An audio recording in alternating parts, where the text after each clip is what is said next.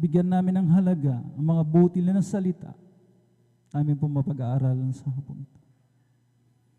Tunay na sagana sa akin malapay na wala po akong magagawa. Ikaw maglagay ng mga kataga na siya lamang aking babanggitin. Maging daluyan lamang ako ng espiritual pagpapala. Huwag akong makita Panginoon, kundi walang hanggang karunungan, pag-ibig at kapangyarihan.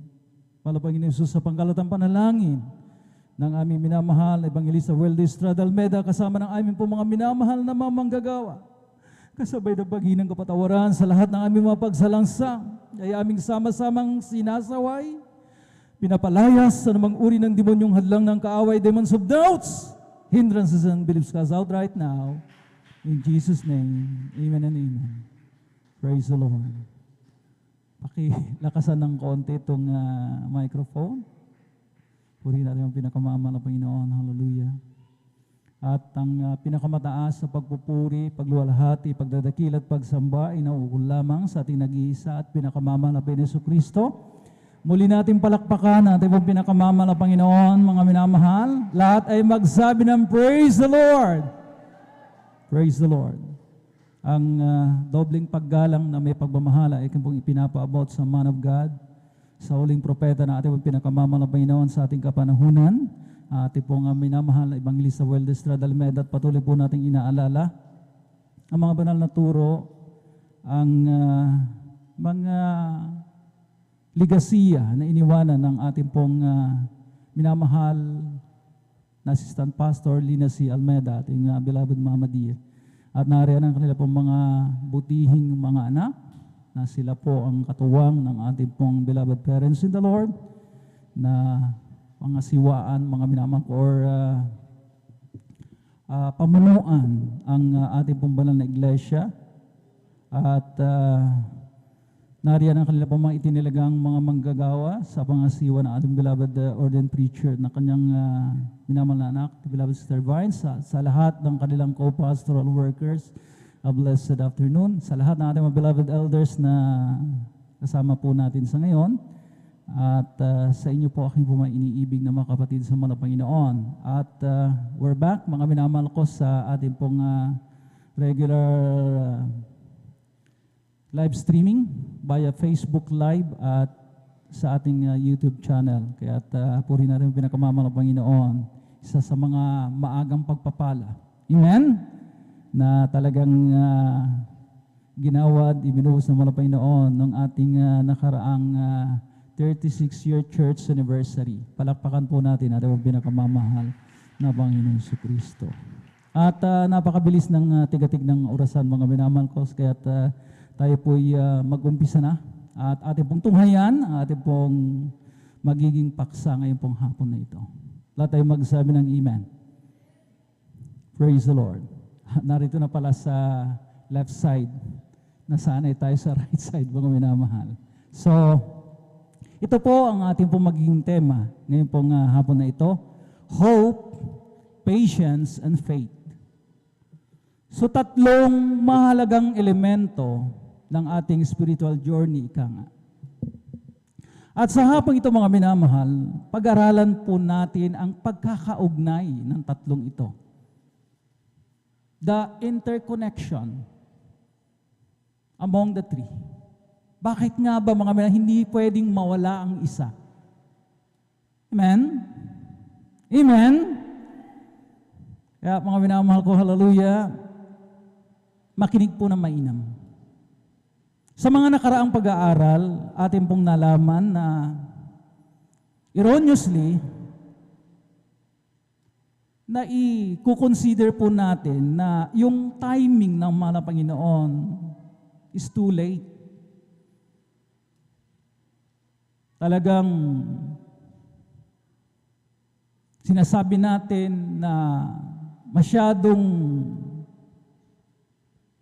huli, naantala ang pagdating ng tulong ng mga Panginoon at we want Him to be always on the rescue na tinatawag. Gusto natin kaagad-agad. Gusto natin talagang yung mga panalangin natin simbilis pa ng alas 4 na talagang tugunin ng mga Panginoon. Pero hindi kadalasang nangyayari. Amen? Sometimes talagang hindi man natin gusto, hinahayaan tayo ng mga Panginoon na maranasan itong mga pasakit sa buhay. Maaring tayo po ay dumaranas ngayon ng krisis pinansyal. Maaring nawawalan tayo ng pag-asa dahil tayo po, mga minamahal, ay natanggal sa trabaho. Amen? Mahirap ang buhay. At kung ano-ano pang mga dahilan na talagang yung mga pains, mga pasakit, brought about by trials na talagang ingrediente na ng ating pong mga buhay. Pero itong mga struggles na to makes us stronger. Make us stronger, ika nga. Amen? Itong mga pasakit na ito, itong mga laban na ito ay pinalalakas tayo. Pinatitibay tayo. Amen? Sino pong familiar doon sa butterfly wisdom? Magtaas ng kamay. Konti lang. So ulitin natin, mga minamahal ko. Ito yung talagang matagal ng ika nga life lesson na akala natin hindi na nangyayari, pero yun po talaga ang talagang nangyayari, mga minamahal ko, na kinakailangan po natin matutunan. Sometimes hinahayaan tayo ng mga Panginoon na maranasan ang mga pasakit na ito para matuto tayong tumayo at lumaban sa buhay. Palakpakan po natin ang pinakamamahal ng Panginoon. Lahat ay magsabi ng praise the Lord. So, familiar tayo doon sa butterfly wisdom na merong isang bata na nakakita ng kukun at nakita niya yung young butterfly, yung bagong paru-paro na talagang nag-i-struggle siya na makalabas doon sa kanyang kukun. What's kukun in Tagalog? Diba? Yung bahay. Diba? May sapot-sapot. We have the idea kung ano yung itsura ng kukun. Diba? Sino na pong nakakita ng kukun ng paru-paro? Magtaas ng kamay. Hindi na naman lahat. Lahat naman tayo ay nakakita. Huwag natin i-deny. Alam natin kung ano yung itsura ng kukun. Diba? Mga minamahal ko. Kylie, paki-flash. So itong batang ito, with the intention, mga minamahal ko, na makatulong. Kasi nakita nga niya, nag-i-struggle yung butterflies, very eager na makalabas doon sa kanyang, may sapot-sapot po yun. Amen? At ang sabi nga niya, nahihirapan niya itong butterfly na ito, kinakailangan kong tulungan. So kumuha siya ng needle, mga minamahal ko, ng pantusok, at tinusok niya yung kukun. At talagang madali at talagang, kumbaga mga hindi na po nahirapan na lumabas yung butterfly, yung young butterfly. Pero ano po ang nangyari? Nagulat siya. Oh, tinulungan ko na nga, bakit hindi pa makalipad? Bakit parang lampa? Sapagkat kinakailangan po niyang pagdaanan. Amen? Yung proseso ng pasakit, he has to, mga minamahal ko, she has to struggle, mga minamahal, yung butterfly na yon para makalabas, para lumakas yung kanyang pakpak, daluyan ng dugo, para siya po ay makalipad. Amen? The boy, in his eagerness to help the butterfly, stunted its development. Kumbaga mga minamahal ko, yung pag-develop para makalipad, maging ganap na paru-paro, yung young butterfly na yon, mga minamahal ko, hallelujah, hindi nga nangyari sapagkat hindi niya hinayaan. So we see, mga minamahal ko, yung rasyonale, mga minamahal ko, yung katuwiran, mga minamahal ko, amen? sa ating pong napag-uusapan ngayon. Hinahayaan tayo ng mga Panginoon para matuto tayong tumayo. Matuto tayong lumaban. Matuto nating ipaglaban. Matuto nating ihakbang ang ating pananampalataya. Patuloy na umasa. Amen? Patuloy na magtiis. Palakpakan po natin ating pinakamamahal na Panginoong Jesucristo. So kapag hindi natin naunawaan ang sirkumstansya ng ating buhay, medyo frustrated tayo. Yun ang nangyayari. Amen? Talagang, bakit? Para bagang pinabayaan na ako ng Panginoon. Para bagang iniwanan na ako ng Panginoon. Hindi na yata ako mahal ng Diyos. Yun ang mga naiisip po natin. Amen? Pero hindi eh. Ang Panginoon, nariyan lang. Akala natin, mga minamahal ko, iniwanan na tayo, pero He's always on our side. Amen? Amen? Handa siyang sumaklolo, pero in His perfect timing. Doon sa panahon na talagang nararapat. Kaya nga mga minamahal ko, napag-alaman po natin ng mga nakaraang pag-aaral that God's perfect timing is never too late nor too early, just on time. O mga minamahal ko, hallelujah. Kaya nga mga minamahal ko, hallelujah, we have to be patient. We have, mga minamahal ko, hallelujah, and dagdagan pa natin ng lots and lots of faith. Para maging, yung waiting po natin is worth it. Sulit. Amen? Kaya mga minamahal ko, hallelujah, ang pagkakaugnay, yung interrelation ng tatlo, mga minamahal ko, hallelujah, ay mauunawaan po natin ngayon pong hapon na ito. Amen. Amen? Meron po talagang timetable ang mga Panginoon. Gustuhin man natin o hindi. And we're subject to obey. Subject to wait for that timetable, talaurasan. Sapagkat kung pakikialaman po natin, ang tao talaga, by nature, ay naiinip.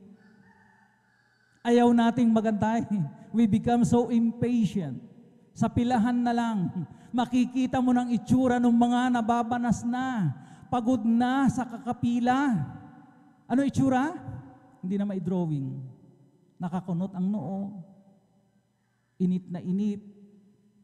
Init na init. Amen? At talagang mainit ng ulo. Amen? Yun nga, mga minamahal ko, hallelujah. He created everything in its perfect time. He created everything beautiful in its time. Yun pong sinabi, mga minamahal ko, ng talatang ating babasahin, Ecclesiastes, Kabanatang 3, ang talatay 11. Kindly.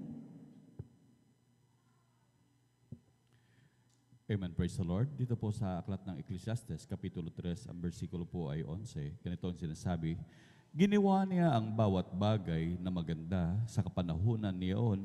Inilagay rin niya ang sanlibutan sa kanilang puso, na anupat hindi matalos ng tao ang gawa na ginawa ng Diyos mula sa pasimula hanggang sa wakas. Amen. Palakpakan po natin ating pinakamamahal na Panginoon. Sinabi niya rito, mga minamahal ko, He had made everything beautiful in His time. So, kung isi-shortcut natin, paiiksin po natin, mga minamahal ko, ang timetable ng mga Panginoon, hindi maganda. Hindi makakabuti. Para tayong nagpahinog ng mangga, amen, na talagang hindi pa kasi mature, hindi pa kasi talagang magulang yung mangga, pinitas na natin, anong magiging kalabasan? Lagyan man natin ng kalburo yan para mapaiksi yung proseso ng pagpapahinog, but the end result will be maasim. Hindi nahinog sa kapanahunan. Palakpakan po natin ating pinakamamahal na Panginoon. Everybody shout, praise the Lord. Tayo po ay sinabihan ng Panginoon sa pamamagitan ng kanyang mga salita na idagdag po natin ang patience, ang pagtitiis sa ating pananampalataya. Bakit kinakailangang idagdag? Sino may idea? Bakit kinakailangang there's that combined patience and faith? Kasi po, kapag walang pasensya, hindi po na-justify, hindi po nagkakaroon ng kalubusan, kaganapan ng pananampalataya. Kapag hinahakbang mo ang pananampalataya mo, kinakailangan mong mag-antay, kinakailangan mong magtiis. Amen? Para magkaroon ng kalubusan. Amen? Ano sabi, mga minamahal ko, hallelujah? For without patience, faith would falter. Papalya. Hindi siya tatayo. Kaya nga tumatatag ang iyong pananampalataya, lumalaki ang iyong pananampalataya sapagkat may halong pagtitiis. Amen? Philippians 1:29, magkasunod po natin sa basahin. Pilipos, kabanatang 1, talatay 29, at Aklat ng mga Hebreyo, kabanatang 6, talatay 12. Kindly, diretso na Amen. po sa Tagalog. Praise the Lord. Dito po sa aklat po ng Pilipos, kabanata po ay 1, talata po ay 29. Ito po ang nakasulat. Sapagkat sa inyo'y ipinagkaloob, alang-alang kay Kristo, hindi lamang upang manampalataya sa Kanya, kundi upang magtiis din naman alang-alang sa Kanya. Dito po sa aklat po ng Hebreo, kabanata po ay 6, sa talata po ay 12. Ito po ang nakasulat. Na huwag kayong mga tamad, kundi mga tagatulad kayo sa mga nasa pamamagitan ng pananampalataya at ng pagtitiis ay nagsipagmana ng mga pangako. Amen. Palakpakan po natin ang pagkabasa ng kanyang pumabanal na salitang ito. Sa dalawang talatang nabasa, isa lamang tinutumbok. Kinakailangan daw na may lakip na pagtitiis ang pananampalataya para tayo po, mga minamahal ko, hallelujah, magmana ng pangako. Amen. At tayo rin naman daw, mga minamahal, hindi lamang tinawag upang sumampalataya. Napakalinaw ng sinabi ng Philippians chapter 1 verse 29. Na tayo daw po, mga minamahal ko, hallelujah, ay tinawag hindi lamang upang sumampalataya, kundi magtiis din naman.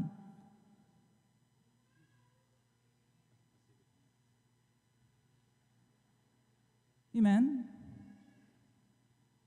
Ang sabi nga ng kasabihan, kung walang tiyaga, walang nilaga. And it holds true until now.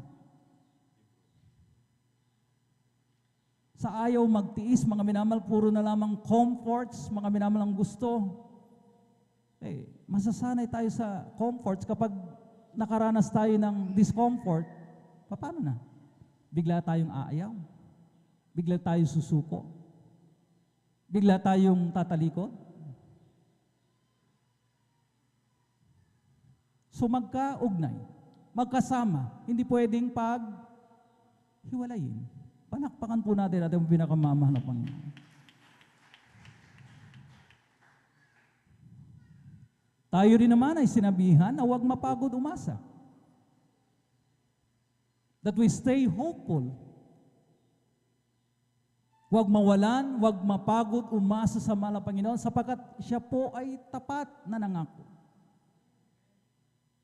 Amen? Aklat pa rin ng Hebreyo, kabanatang 10, ang talatay 23. Sinasabi pa rito na magkumapit. Huwag bumitaw. Huwag umayaw. Ano pa, mga minamahal? Masabi nga ng mga ilan, mahal na Panginoon, kung pwede, i-welding mo ako. para talagang sigurado. Amen? Amen? Kindly, pakibasa ang aklat ng Hebreo, Kabanatang 10, ang talatay 23. Paki-flash po yung English translation niya. Amen, praise the Lord. Dito po sa aklat ng mga Hebreo, Kapitulo 10, ang talata po ay 23. Ganito pong sinasabi, na ating ingatang matibay ang pagkakilala ng ating pag-asa upang huwag magalinlangan sapagkat tapat ang nangako. Amen. Let us hold fast the profession of our faith without wavering. Nang hindi talaga mga minamahal, hallelujah, umaatras. For He is faithful that promise. Siya ay tapat na nangako sa atin. Hindi tao ang nangako. Diyos ang nangako. Sapagkat kung tao ang mangangako, minsan ay napapako. Talagang given na yan. Kasi ang kapasidad natin, mga minamahal ko, ay limitado. Gaano man ang ating pagnanais na talagang to fulfill our commitments, pero hindi nangyayari. Tao lang tayo na may limitasyon. Pero ang Diyos, walang limitasyon. Tapat siyang nangako. Amen? Kaya mga minamahal, huwag mapagod umasa. Let us continue to hope even the situation is hopeless na tinatawag. Ano sabi mga minamahal ko? Napakaganda ng quote na ito. Hope is what keep us moving on when everything is going wrong. Kindly paki-flash. Take a look dito sa quote na to. Hope is what keep us moving on. So, ito ang nagpapatuloy sa atin. Ito ang nagbibigay ng fuel. Diba? Para tuloy-tuloy ang takbo. Pag-asa. Nagbibigay sa atin ng gana, kasiglahan, para magpatuloy. Amen? Kasi merong pangako. Tayo ang pinangakuan, hindi ang mga iba. Tayong mga tunay na mga anak ng Diyos. Amen? Hindi sila, mga minamahal ko, na waring iniisip natin, mga minamahal ko, na sila ang pinangakuan. Hindi.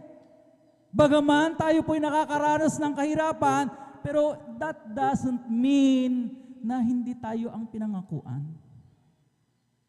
May layunin ng Diyos. Amen? In everything, there is a reason. So, hope is what keep us moving on when everything is going wrong. Akala natin lahat ay, hindi naman maganda yung nangyayari, Brother Noel. Paano ako aasa? Hindi nagiging favor sa akin ang mga sirkumstansya.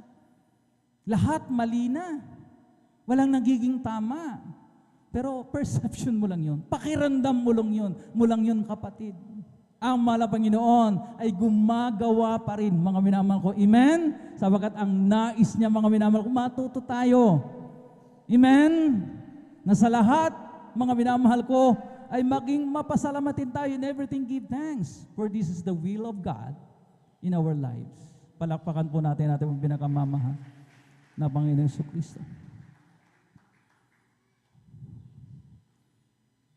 Ngayong hapon na ito, ating muling tignan ang naging buhay nila Abraham at Sarah bilang mag-asawa. Nung dumating po, mga minamahal, ang pangusap naman ng Panginoon kay Abraham, kay amang Abraham, na sinasabi sa pamagitan ng isang anghel na sa kanyang asawang si Sarah ang pagmumulan nang hindi mabilang, sindami ng buhangin na descendants ng Israel. Pero ika nga, mga minamahal ko, tayong mga tao, just like Abraham, tao rin naman siya. At bago siya naging ama ng pananampalataya, may kahinaan. Katulad din po natin na tumitingin sa mga prevailing circumstances ng buhay. Anong nasa labas? Anong sitwasyon ko? Anong kalalagayan ko?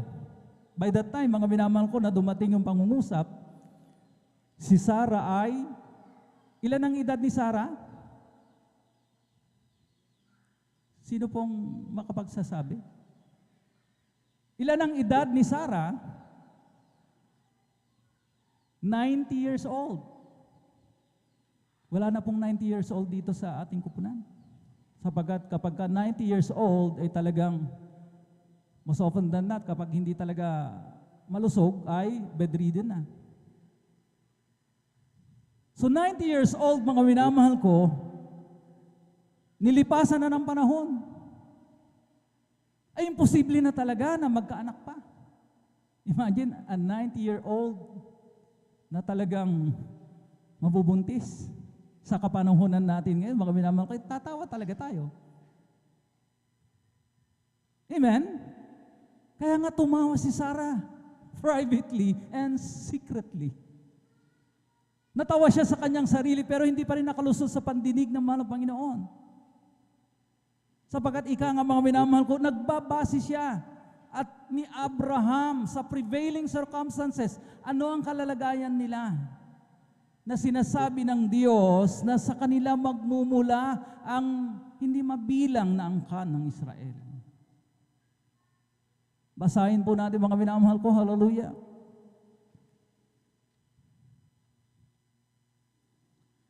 Genesis, kabanatang 18, ang talatay 12 hanggang 14. Kindly.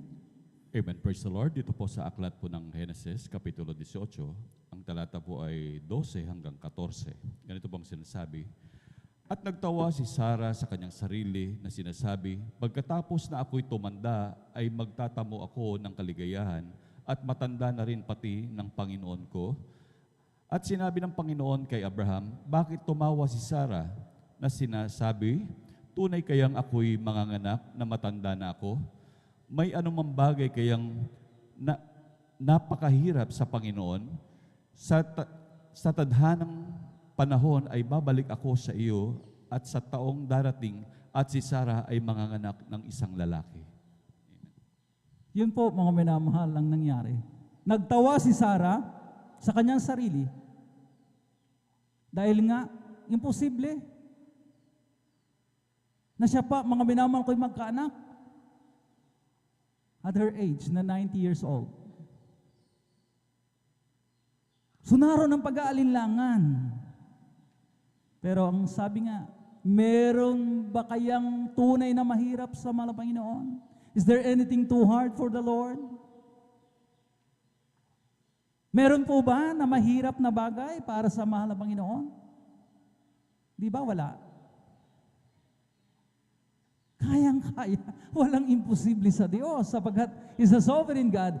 He's an almighty God na ating sinasamba.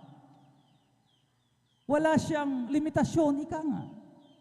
He's a sovereign God.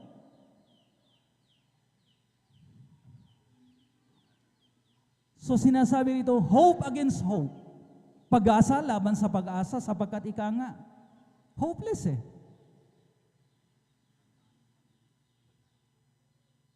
Pero doon, nagpapakita ng himala ng grabing kapangyarihan ng mga Panginoon kapag ka talagang halos sumuko na tayo. Amen? Amen? Sabi nga rito, mga minamahal ko, hallelujah, sa aklat, mga minamahal ko ng Romans chapter 4 verse 18, kindly. Praise the Lord. Dito po sa aklat po ng Roma, kabanata 4, talata po 18, ito po ang sinasabi. Siya na sumampalataya na nasa pag-asa laban sa pag-asa upang maging ama ng maraming bansa ayon sa sabi, magiging gayon ang iyong binhi. Amen. Sinabi rito, hope against hope. Pag-asa laban sa pag-asa, sapagkat hopeless nga eh. Imposibleng, mga minamahal ko, talagang tumitingin tayo sa ating nakikita mga prevailing circumstances. But faith, ika nga, ang sabi, defies medical science. Ang dami rito mga minamahal, diniklara na, ay, comatose na yan. Wala nang pag-asa yan. In 3 days time, dahil clinically dead, wala na. Ipagdasal na lamang ninyo. Pero ang sabi ng ating mga kapatid, meron akong Diyos na bumubuhay ng patay. Meron akong pananampalataya na ito'y nanggaling.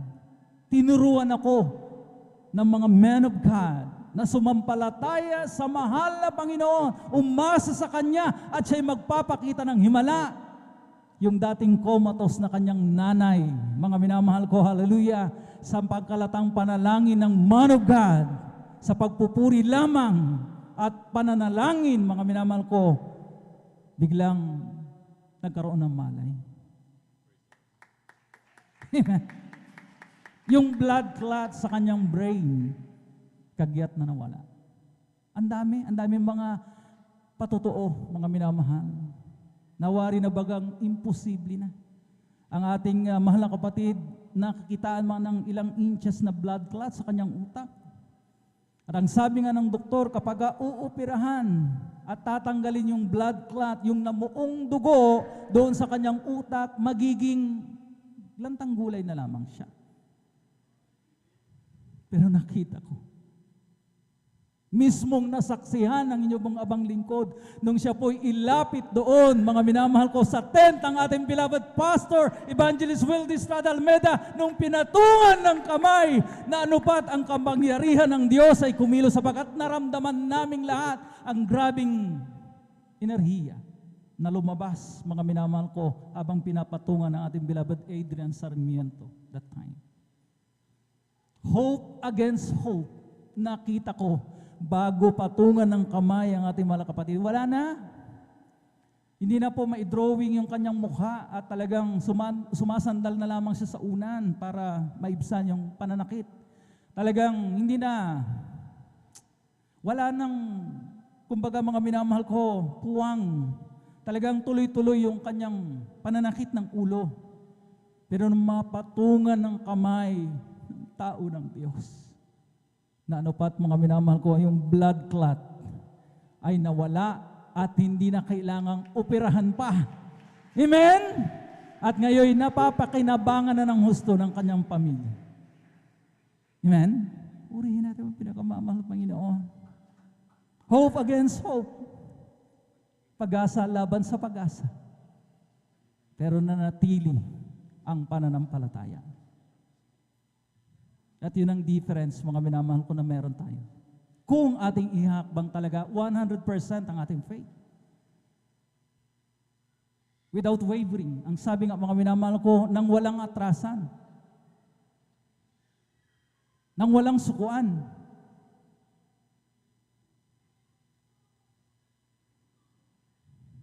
Kasi talagang nasubok itong nakaraang pandemic, mga minamahal ko, nasubok talagang katatagan ng ating pananampalataya. Amen? At I'll not elaborate more sapagkat na discuss na nga nung nakaraang Sunday. At kung tayo po, mga minamahal ko, isa-subject pa sa mas malalim pa, mas talagang kumbaga, through life and death, lalabas pa talaga. Lalabas pa talaga yung ating tunay na pananampalataya. Tayo po makakasagot niyan, mga minamahal. Pero walang mahirap na bagay sa mahal na Panginoon. Amen? Sinabi ng talata ito, mga minamahal ko, hallelujah, after Abraham, mga minamahal, patiently waited, endured, doon niya nakamtan ng pangako. Yun naman talaga, mga minamahal kong promise ni God sa atin. Ang magtiis hanggang sa wakas, siya lamang ang makaliligtas. Siya lamang maliligtas. Amen? So, essential part, hindi pwedeng paghiwalayin talaga. Hope, patience, and faith, magkakaugnay.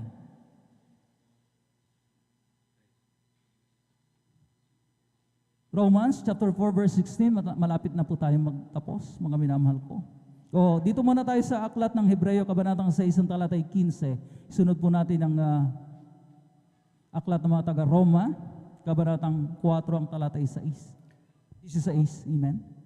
Amen, praise the Lord. Dito po sa aklat ng mga Hebreo, Kapitulo 6, ang bersikulo po ay 15. Ganito po ang sinasabi. At sa ganito na makapaghintay na may pagtitiis, ay nagtamo siya ng pangako. Amen. Aklat po ng Roma, kabanata 4, talata po ay 16. Ito po ang nakasulat. Dahil dito'y sa pananampalataya upang maging ayon sa biyaya, upang ang pangako ay lumagi sa lahat ng binhi, hindi lamang sa nasa kautusan, kundi pati naman sa nasa pananampalataya ni Abraham, na ama nating lahat. Amen. Before he became the father of faith, Abraham endured and, mga minamahal ko, hallelujah, talagang he patiently waited. Gumawa rin siya, mga minamahal ko, ng mga plan B, plan C, dahil nagmamadali nga. Nag-alinlangan. Di ba? Yung plan B, adoption. Gusto niyang i-adopt yung si Eliezer na anak ng kanyang kasambahay. At yung plan C, mga minamahal ko, mas naging worse. Yun talaga, kapag mga minamahal ko, hindi tayo nanampalataya sa mahal na Panginoon, naging apurado tayo, nagiging komplikado ang buhay. Sino po magsasabi ng amen? Diba? Nagiging komplikado ba o nagiging smooth? Komplikado po. Dito nga po nag-ugat yung war between Israel at yung mga Arab countries na yan. Kaya meron pong alitan, mga minamahal ko, hallelujah, yung mga panig sa Israel at yung mga laban sa Israel. Sa timog silanganan, mga minamahal ko. Dahil until now, mga minamahal ko, hindi pa rin matanggap na si Isaac ang talagang the promised son. Iginigiit ng mga Muslim na mga brothers, mga minamahal ko, na mga mananampalataya na yung anak ni Agar na si Ismael ang promised son. So, may conflict talaga. Until now, hindi pa rin nare-resolve dahil sa pag-aapura ng dalawang mag-asawa, ni Abraham at ni Sarah. Kung minsan nag-aapura tayo, gusto nating lutasin ang isang komplikadong problema, pero sa huli magsisisi tayo. Amen? And we get to face the circumstances ng ating ginawang aksyon. Yun ang disadvantage kapag ayaw natin talagang magantay. Haste make ways. Ang nag-aapura, inapura mo yung gawa, mas lalo tuloy nasira. Amen? Amen? Now we see the interconnection, yung interrelation ng tatlo. So linawin natin para mas maliwanag po nating mga minamahal ko maunawaan, itagalog natin. Ano ang pagkakaugnay ng tatlo? This is the interconnection. Ang pag-asa, itala ninyo mga minamahal ko, ay nagdaragdag ng lakas para tayo ay tumibay at maging patient more and more and more. Di ba? Humaba ang pisi natin, ang pasensya natin na talagang makapag-antay tayo sa pagbabalik ng mahal na Panginoon. Amen? Yan ang hope, yan ang pag-asa. At yung patience, mga minamahal ko, na pakinggan po natin mga minamahal, yun ang nagbibigay katunayan, kalubusan sa ating pananampalataya. For without patience, mga minamahal ko, hallelujah, talagang would falter. Sabihin, papalya ang pananampalataya sa kapag magkaakibat. May kaakibat na pagtitiis. Kaya nga, nananampalataya ka dahil talagang nagtitiis ka. Bagamat nakakaranas ka ng kahirapan ngayon, ng mga trials, pero by your faith, sinasabi mo yung sarili, matatapos din ito. These two will pass. Matatapos din ito. At after ng kahirapan ay kaginhawaan. After ng kalungkutan ay kagalakan. Amen? Hindi naman puro hirap, di po ba?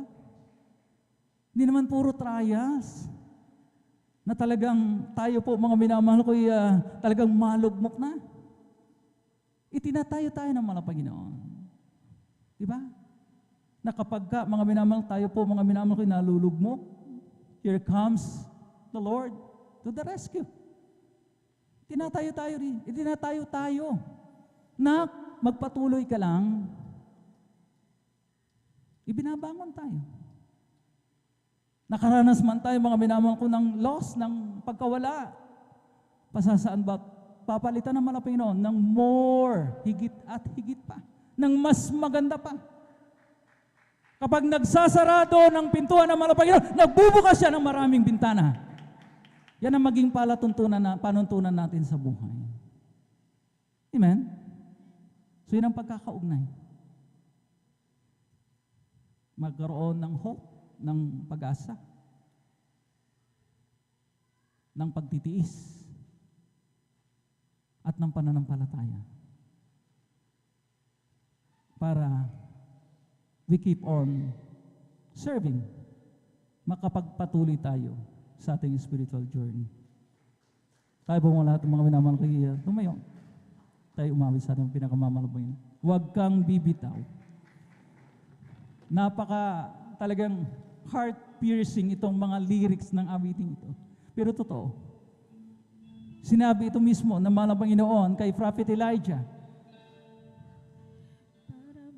Na nung naging suicidal si Prophet Elijah, mga minamahal ko, sinabihan siya ng mga Panginoon, gagamitin pa kita. Huwag kang manlupaypay. Mag-aanoin ka pa ng isang hari. Tumayo ka dyan. Kumain ka. Buksan mo ang iyong mata. Di ba't Habang nakatayo tayo, mga minamahal ko, patuloy tayong alayan ng mga Panginoon. alam na Hindi na tayo hayo. kasama Na patuloy mo siya.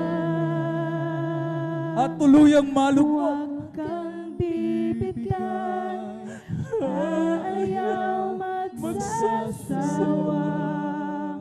Huwag kang Continue hoping, magbabago. even in a hopeless situation.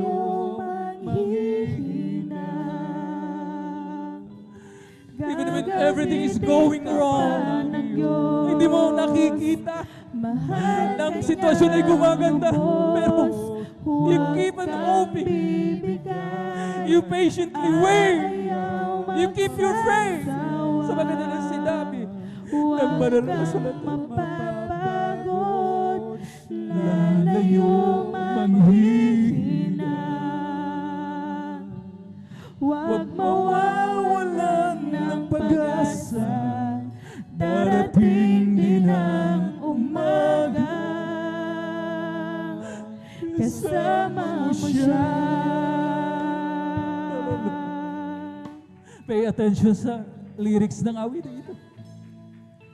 Ibabangon kanyang muli kung ika'y nagkamali. Itatayo kanya sa tuwing madarapa. Malayo nang narating, wala nang babalikan muli. Kaya mo yan, kaibigan, kasama mo siya. Huwag kang bibigay, ayaw magsasawa. Huwag kang mapapagod, lalayo manghihina. Gagamitin ka pa ng Diyos, mahal ka niyang lubos. Huwag kang bibigay,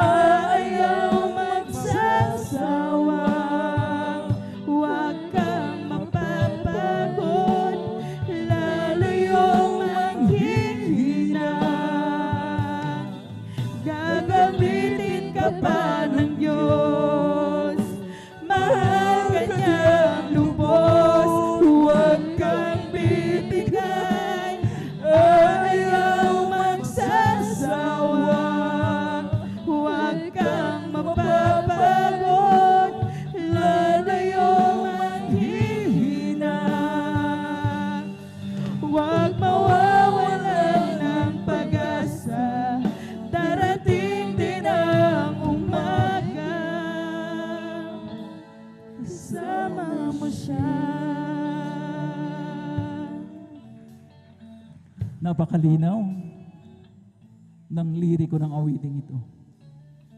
Na kailanman mga minamahal ko, hallelujah. When we thought na pinabayaan na tayo. When we thought na iniwanan na tayo. Pero hindi. Hindi totoo. Naroon lang ang malapaginoon na nakamasid.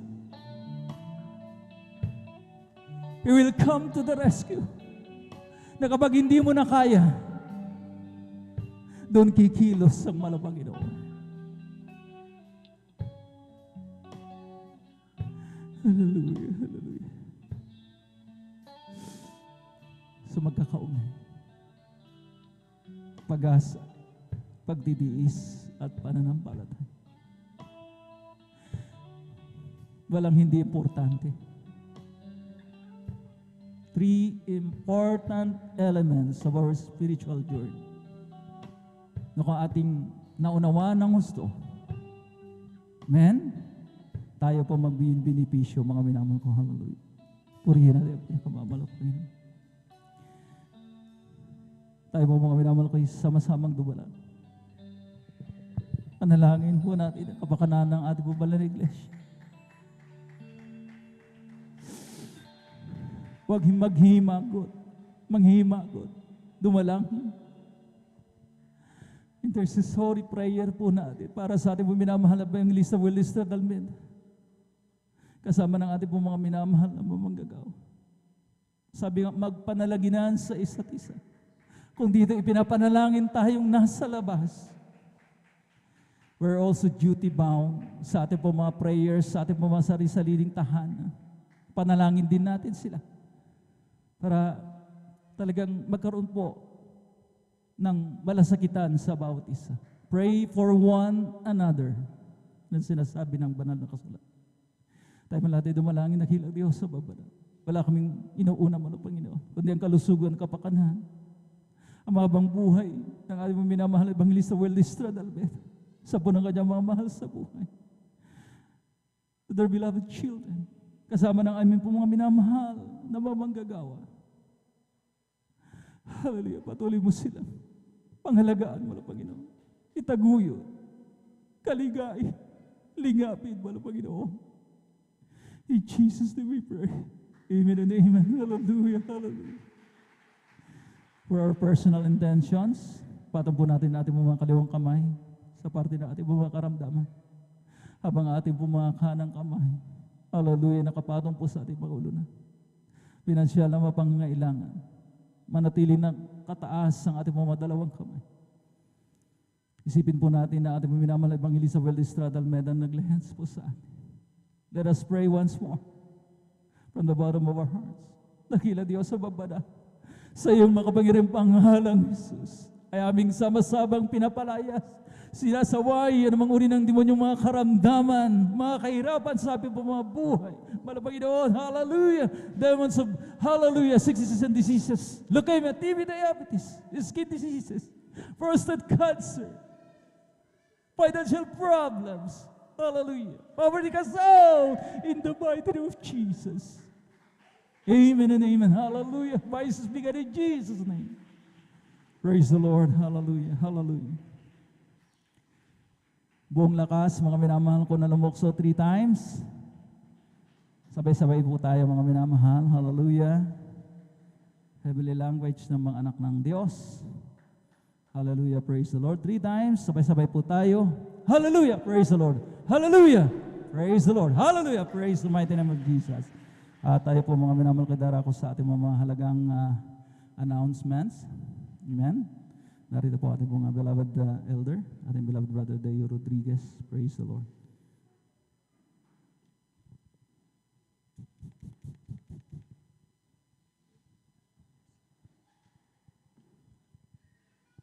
Amen. Praise the Lord. God bless po sa ating beloved brother